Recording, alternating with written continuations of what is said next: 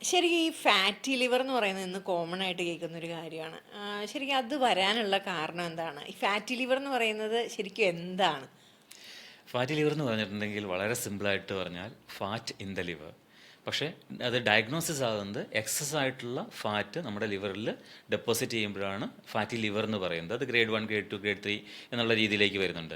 ഇതിനുള്ള കാരണം എന്താണെന്ന് ചോദിച്ചിട്ടുണ്ടെങ്കിൽ നമ്മളുടെ എക്സസ് ആയിട്ടുള്ള കലോറി കൺസപ്ഷനാണ്. അതായത് എക്സസ് ആയിട്ടുള്ള ഷുഗർ നമുക്ക് ആവശ്യത്തിൽ നമുക്ക് സ്പെൻഡ് ചെയ്യാൻ പറ്റുന്നതിൽ കൂടുതൽ ഷുഗർ നമ്മൾ കൺസ്യൂം ചെയ്യുന്നതുകൊണ്ടാണ്. അന്നേരം നമ്മൾ എക്സസ് ആയിട്ട് എടുത്തു കഴിഞ്ഞാൽ നമ്മൾ 3 നേരത്തിന് പകരം 6 നേരം ഭക്ഷണം എടുത്തു, അല്ലെങ്കിൽ 3 നേരം പോലും നമുക്കിപ്പം ഭക്ഷണം വേണ്ട, കാരണം നമ്മൾ അത്രയും എനർജി സ്പെൻഡ് ചെയ്യുന്നില്ല. അന്നേരം എക്സ്ട്രാ ആയിട്ടുള്ള എനർജി ബോഡിയിൽ ഇൻസുലിൻ അതിനെ ഫാറ്റായിട്ട് കൺവേർട്ട് ചെയ്ത് നാളെ പിന്നീട് എന്തെങ്കിലും പട്ടിണി വന്നാൽ ഉപയോഗിക്കാനായിട്ട് സൂക്ഷിച്ചു വെക്കും. സോ ജെനറ്റിക്കലി നമ്മൾ അങ്ങനെയാണ് പ്രോഗ്രാം ചെയ്തിരിക്കുന്നത്. കാരണം നമ്മളുടെ ആൻസിസ്റ്റേഴ്സിനൊന്നും ഇന്നത്തെ പോലെ ഇഷ്ടം പോലെ സുഭിക്ഷമായിട്ട് ഭക്ഷണം ഉണ്ടായിരുന്നില്ല തൗസൻഡ്സ് ഓഫ് ഇയേഴ്സ് മുമ്പ്. പക്ഷേ ഇപ്പോൾ നമ്മുടെ ഈ ജനറേഷൻ നമുക്ക് ഇഷ്ടം പോലെ ഭക്ഷണമുണ്ട്, നമ്മൾ ഇഷ്ടം പോലെ കഴിക്കുന്നുണ്ട്.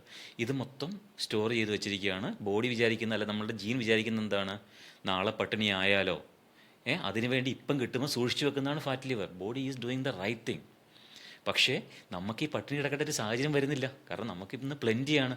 അറ്റ്ലീസ്റ്റ് ഹെൽത്തി അല്ലെങ്കിലും നമുക്ക് ഭക്ഷണം ഇഷ്ടം പോലെയുണ്ട്. അത് ചപ്പാത്തിയോ പൊറോട്ടയോ എന്തോ ഇഷ്ടം പോലെയുണ്ട്. അന്നേരം അതാണ് ഫാറ്റി ലിവറായിട്ട് മാറുന്നത്.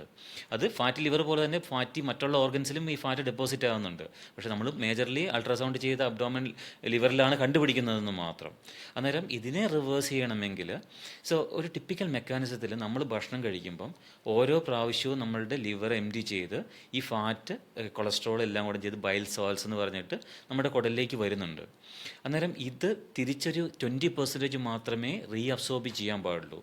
ബാക്കിയുള്ളത് ഫിസിയോളജിക്കലി നമ്മളുടെ ഫൈബറിൻ്റെയൊക്കെ കൂടെ കൂടിയിട്ടും അത് മലത്തിലൂടെ പുറത്തേക്ക് പോകേണ്ടതാണ്. പക്ഷേ നമുക്ക് ഫൈബർ ഇല്ല. ഒരു മനുഷ്യന് ഒരു 40 to 50 grams ഓഫ് ഫൈബറാണ് ഒരു ദിവസം വേണ്ടത്. പക്ഷേ നമ്മളൊക്കെ എടുക്കുന്ന ഫൈബർ എന്ന് പറഞ്ഞാൽ വളരെ തുച്ഛമായ ഫൈബറാണ്. അതുകൊണ്ടാണ് നമ്മുടെ സമൂഹത്തിൽ ഫാറ്റ് ലിവറിൻ്റെ ഉള്ള ആൾക്കാരുടെ എണ്ണം കൂടി വരുന്നത്.